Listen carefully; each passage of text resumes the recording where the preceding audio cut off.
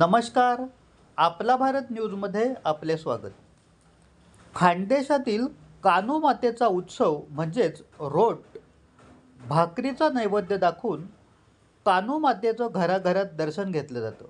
विशेष म्हणजे या उत्सवासाठी बाहेरगावी असलेले कुटुंबातील सदस्यही आपल्या गावी परत येतात आणि मोठ्या श्रद्धेने या उत्सवात सहभागी होतात.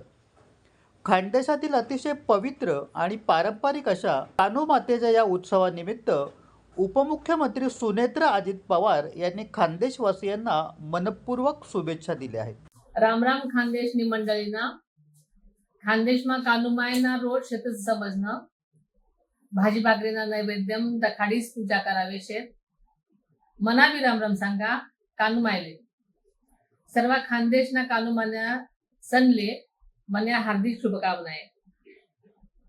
पाहत रहा भारताचा बुलंद आवाज, आपला भारत न्यूज. सत्याचा ध्यास, जनतेचा विश्वास.